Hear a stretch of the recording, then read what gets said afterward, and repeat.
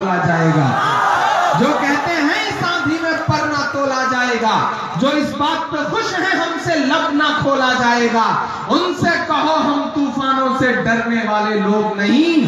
कातिल को मरते दम तक कातिल ही बोला जाएगा, कातिल को मरते दम तक कातिल ही बोला जाएगा। मैं पढ़ता हूँ साहब और आपसे दुआएं मांगता हूँ कि और कितना हमें बर्बाद करोगे।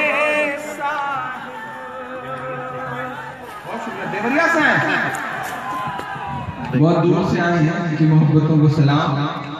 और आप चूंकि देवरिया से आए हैं तो आज ही हमारे इलाहाबाद के अतीक साहब की जेल ट्रांसफर हुई है, देवरिया गए हैं वो, तो लौट के जाइए, वहां भी आपको लड़ाई लड़नी है। मैं पढ़ता हूँ साहब कि और कितना हमें बर्बाद करोगे साहिब, क्या सितम और नयाई जात करोगे साहिब, क्या सितम और नयाई जात करोगे साहिब। खुद के औलाद नहीं है तो बता इतना, कितनी माँ को बे औलाद करोगे साहिब, करोगे साहिब, कितनी माँ को बे औलाद करोगे साहिब, करोगे साहिब।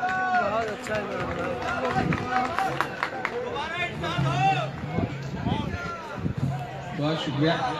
जिस बंदे ने लगातार चांदनी और मोनिका के वक्त फूल फेंके थे, उस वक्त और अब दोनों के फेंकने के बीच में फर्क ये आया है साहब कि पिछली बार बंदा जब फूल फेंक रहा था तो उन तक पहुंचता था, इस बार हवा में ही उड़ जा रहा है। इससे आप अंदाजा लगा सकते हैं कि मतलब मसला जब उल्टा सीधा रहता है तो कितना जोश रहता है बच्चों में। अल्लाह इन्हें सलामत रखे। इसी तरह से इन जैसा ही एक बच्चा जो है वो ट्रेन में सफर कर रहा था, नीचे दो लड़कियां आकर के बैठी बड़ी खूबसूरत सी, वो मेरा ख्याल है कि मोनिका और चांदनी ही रही होंगी। ऊपर वाले बच्चे का कान जो है वो खुला और आंखें भी थोड़ी सी खुली, दोनों ने बातचीत करना शुरू किया। अनवर भाई, तो पहली लड़की ने कहा आप जिंदगी में क्या करने चल रही हो? यूपी में तो कोई इसको बचा नहीं, रोमियो स्कॉट पकड़ लेकर के जा रही है, पिटाई कर रही है, अब कहीं बाहर चल के कुछ करना पड़ेगा। तो उसने कहा आप तो सोच रही हूँ कि सीधे शादी ही कर लूं। तो पहली लड़की ने कहा शादी का फैसला किया तो क्या सोचा है, कैसा शौहर चाहिए? तो उसने कहा करोड़पति मिल जाए तो कर लूंगी। तो पहली लड़की ने कहा अगर करोड़पति नहीं मिला तो दूसरी लड़की ने कहा कि नहीं मिला तो 50-50 लाख के 2 कर लूं। तो दूसरी लड़की ने कहा अगर 50-50 लाख के 2 भी नहीं मिले तो उसने कहा कोई बात नहीं, मैं तो मॉडर्न जमाने की हूँ, 25-25 लाख के 4 कर लूं। बंदे के कान और खुल गए। उसने कहा साहब स्कोप नजर आ रहा। तो दूसरी लड़की ने कहा अगर 25-25 के 4 भी नहीं मिले तो उसने कहा कोई बात नहीं, 10-10 के 10 कर लूंगी। बंदा कमरट्टी का था, उससे बर्दाश्त नहीं हुआ, सीधे ऊपरी पद से नीचे कूद के बोला बहन जी जब ये रेट 1000 तक आ जाए तो मुझे भी खबर कर दीजिएगा, मैं भी लाइन में। ये है यहाँ का जोश और ये है यहाँ का जज्बा। सलाम करता हूँ नई नस्लों को, और यकीन करें जो जज्बा मैंने इनका मतलब फुटबॉल के ग्राउंड में देखा है वो कमाल है और उसे सलाम है। मैं पढ़ता हूँ साहब कि खुद के औलाद नहीं है तो बता इतना, कितनी माँ को बे औलाद करोगे साहिब, करोगे साहिब।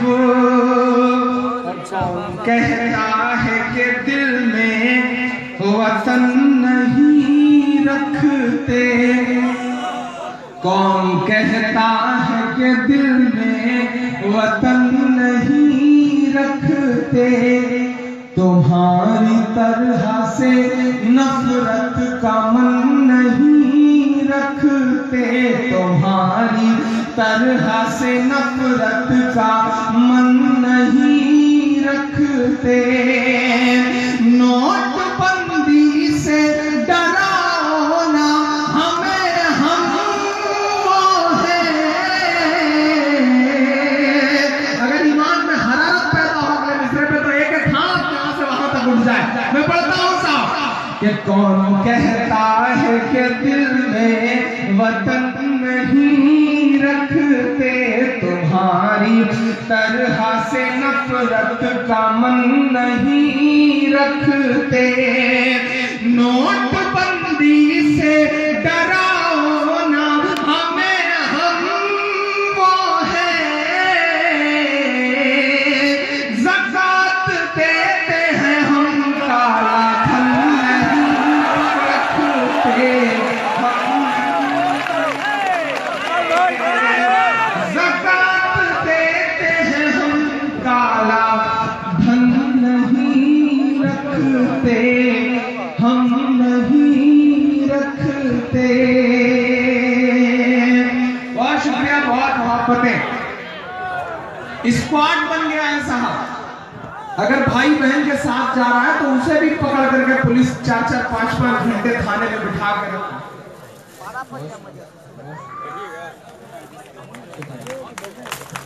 बड़ी वजनदार शख्सियत ने आकर के माला पहनाई है। अल्लाह इनको इसी तरह से रखे। टीटा नगर है, टीटा नगर, बड़ा खूबसूरत सा नाम भी है, टीटागढ़। चलिए इंशाल्लाह अगली मुलाकात आपसे वहीं होगी, इसी उम्मीद के साथ। बहुत प्यारे दोस्त हैं, बहुत दिन से वो मुशारा करना चाह रहे हैं। पिछली बार भी उन्होंने कांटेक्ट किया था, लेकिन इलेक्शन के दौरान वो मुशारा हो नहीं पाया था। और इलेक्शन के दौरान जब मैं आया था साहब, तो मुझे याद है कि आपके जो हरदिल अजीज जो रहनुमा हैं वो उस वक्त सलाखों में थे। तो मैंने एक शेर पढ़ा था, इस यकीन के साथ, इस उम्मीद के साथ कि वो जो मेरी दुआ है वो कारगर होगी। और आज जब मैं फुटबॉल के ओपनिंग में बैठा हुआ था तो मुझे मेरा वही शेर याद आ रहा था, बस थोड़ा सा बदला हुआ सा, कि दायरे में सिमट के आया है। पहुंचाइएगा अपने नेता तक, मैं पढ़ता हूं साहब, कि दायरे में सिमट के आया है, हर रवायत से हट के आया है, हर रवायत से हट के आया है। आंधियों को जरा खबर कर दो, आंधियों को जरा खबर कर दो, शेर वापस पलट के आया है, शेर वापस पलट के आया है, शेर वापस पलट के आया है। बहुत शुक्रिया दोस्तों। मैं जिस सूबे से आ रहा हूं, निजाम बदला है, हुकूमत बदली है, तो हालत ये हो गई है कि नफरतें इतना परवान चढ़ गई हैं कि उन्हें हमारे खाने से भी दिक्कत है। हम क्या खाएंगे, क्या पहनेंगे, क्या ओढ़ेंगे, ये तय किया जा रहा है। हालत यह है कि बहन भाई के साथ भी अगर बाइक पर जा रही है तो उन्हें थाने में बिठा लिया जा रहा है। शौहर अपनी बीवी के साथ जा रही है या जा रहा है तो उससे मैरिज सर्टिफिकेट मांगा जा रहा है कि कहीं आप अगर प्रेमी प्रेमिका हैं, रोमियो और जूलियट हैं, तो चलिए थाने में गुजारिए। एंटी रोमियो स्क्वाड बना दिया गया है साहब। हालत यह है कि लोग खुद तो शादी कर नहीं रहे हैं और ये भी चाहते हैं कि कोई और ना करे। बड़ा मसला आ गया है साहब। ऐसे में आप बताइए कि मुझे अखिलेश जी का वो बयान बहुत अच्छा लगा। उन्होंने कहा कि ये तो शुक्र है कि मैंने काफी पहले शादी कर ली थी, वरना योगी जी तो मेरी भी शादी ना होने देते। तो वो बयान जब मैंने सुना तो मुझे उत्तर प्रदेश के साथ साथ जो कुछ और राज्यों में चुनाव हुए और वहां भी हुकूमतें बनी, तो मुझे लगा कि ये निजाम सिर्फ यूपी में ही क्यों, ये निजाम तो कहीं और भी लागू होना चाहिए था। मैं 4 मिसरे पढ़ता हूं साहब, लेकिन सियासत के जो 2 चेहरे होते हैं, अगर मैं उन दोनों चेहरों को आपको दिखा सकूं तो मेरा समर्थन करिएगा। मैं पढ़ता हूं साहब कि मोहब्बत करने वालों को, मोहब्बत करने वाले लोगों को इतना सताओ ना, मोहब्बत करने वाले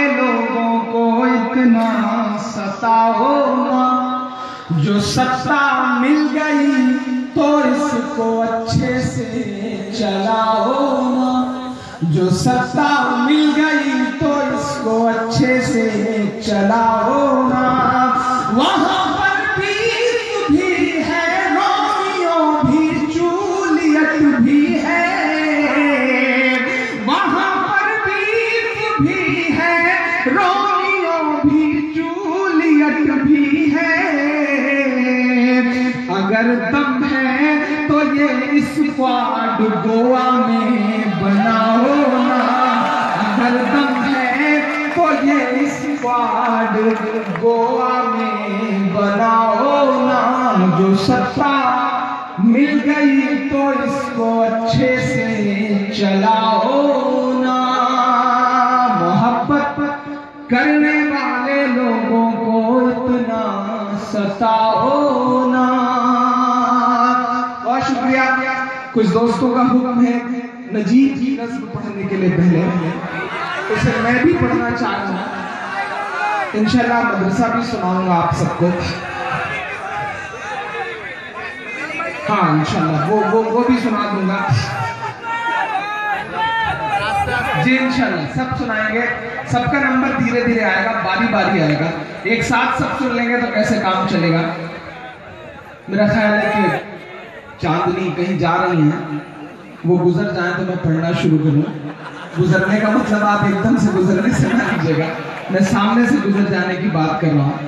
जो भाई साहब हमें पहुंचाने जा रहे हैं, इन पर नजर रखने के लिए एक आदमी को जाना चाहिए। हालांकि ये बहुत शरीफ आदमी है और अनवर भाई की टीम के हैं तो शरीफ ही होंगे, इसमें कोई दो राय नहीं है। और आज यहाँ खड़ा होकर एक बड़ी जिम्मेदारी वाली बात आपके बीच कहना चाह रहा हूँ। माइक तो आज माशाल्लाह बहुत ही मोहब्बत से काम ले रहा है।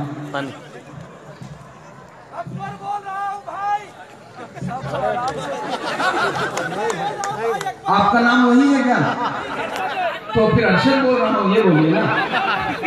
जी जी बिल्कुल सुनाता हूँ इंशाल्लाह। एक नज्म सुनाने की ख्वाहिश है मेरी, लेकिन उससे पहले आज जब मैं आया और अनवर भाई से जब मुलाकात हुई और नमाज के वक्त जिस तरह की उन्होंने ताकीदें करी, नसीहतें करी हम तमाम बच्चों को, सलाम है उनको। अल्लाह जब किसी को बदलता है तो इतनी खूबसूरती से बदल देता है कि उसका किरदार अपने आसपास और पूरे माशरे के लिए एक मिसाल बन जाता है। अल्लाह को अनवर भाई से भी इंशाल्लाह बहुत बड़ा काम लेना है। मैं तो उस दिन का इंतजार कर रहा हूँ जब अनवर भाई की मेहनतें और अनवर भाई की कोशिशों से इधर आसपास कोई एक स्कूल खुले, एक कॉलेज बने और हम सब उसकी ओपनिंग सेरेमनी में आए तो शायद ज्यादा अच्छा लगेगा। और अनवर भाई ये जो दौर है, ये जो हालात हैं मुल्क के, यहाँ मेरी आंखों के सामने नई नस्ल बैठी हुई है बड़ी तादाद में, बड़े जज्बे वाली, बड़े जोश वाली। लेकिन इसे ये बात समझना पड़ेगा कि ये जो दौर है ये बदला हुआ दौर है। नफरतों की साजिशें बहुत बड़ी हैं। आपको ऐसे वक्त में इन चार दूसरों को सुनना है कि ना शहद से जीती जाती है, ना नीम से जीती जाती है, ना शहद से जीती जाती है, ना नीम से जीती जाती है, ना संविधान के पन्नों में तरमीम से जीती जाती है, ना संविधान के पन्नों में तरमीम से जीती जाती है। ये बात हमारी नस्लों को अब जल्द समझनी ही होगी। कुछ जंग जमाने के अंदर तालीम से जीती जाती है, कुछ जंग जमाने के अंदर तालीम से जीती जाती है, ना शहद से जीती जाती है, ना नीम से जीती जाती है। बहुत शुक्रिया, बहुत मोहब्बतें। वो नज्म सुनाता हूँ जो नज्म इन दिनों एक मिशन के